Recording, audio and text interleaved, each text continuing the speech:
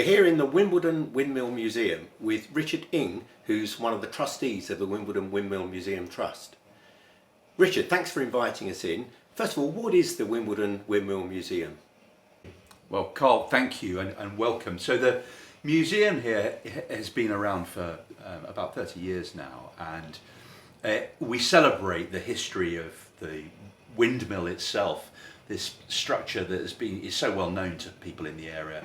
And it's been here for about 200 years, and it only spent a very short portion of its life actually as a working windmill from around about 1817 when it was built through to about 1860 when it ceases to operate as a windmill. So we've got lots of information, lots of exhibits here that relate to the time that the mill was a working, a going concern. But after it ceases to be a windmill, it becomes converted into accommodation for people living in the area, and I have to say the accommodation was probably pretty poor. Now you've got a lot of information in here about the windmill itself, but it's much more than that in the museum, isn't it? You've got information about windmills in general.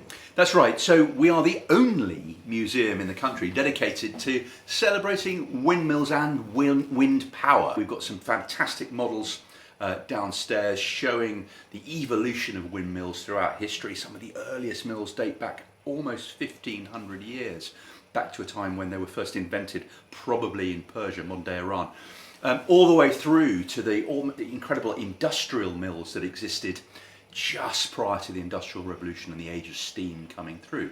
But of course wind is incredibly important to us today with the need to generate power, and again we've got models of modern wind turbines that produce, on a good day, about 25% of our electricity. What can a visitor expect to see when they come to the museum? So we're on 2 floors here, and the downstairs is dedicated to, as I say, the history of mills more generally. We have around about 25 beautiful working models. Something for the children here. The kids love coming here. Lots of little buttons to press to make the sails operate. And then upstairs where we are at the moment, we've got this spectacular model of the windmill when it was in its heyday, constructed by our founder and curator Norman Plastow. And also we've got a setup of one of the rooms that existed when this place was used for accommodation. We have Miss Town's room. So Miss Town was somebody who actually existed. We know she was here in 1871. And we've got a little setup showing how she might have lived at that stage. There's one other thing that we should mention. We've also got here some memorabilia relating to Robert Baden-Powell, of course the founder of the Scout movement.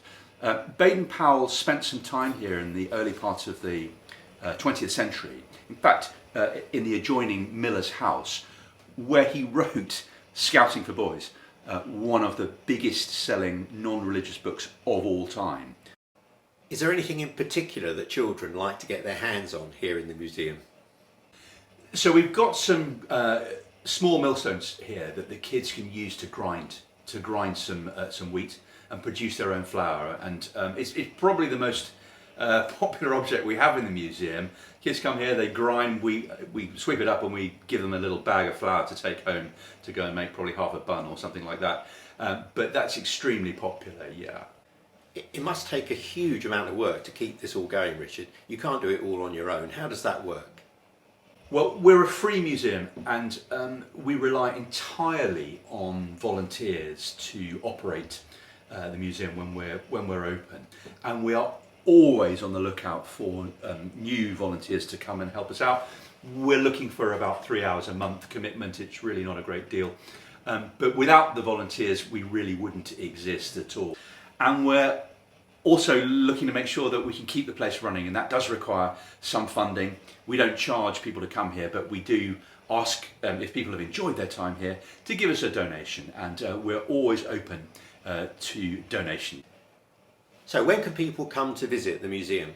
So we are open this year from the 1st of April. We'll be open all the way through at the weekends, so Saturday afternoon from 2 till 5, Sunday all day from 11 in the morning through till 5 in the evening, and at bank holidays. And of course we've got some bonus bank holidays this year with the coronation, so we will be open, I'm sure, over that period. Richard Ing, thank you very much. Great pleasure. Look forward to seeing you.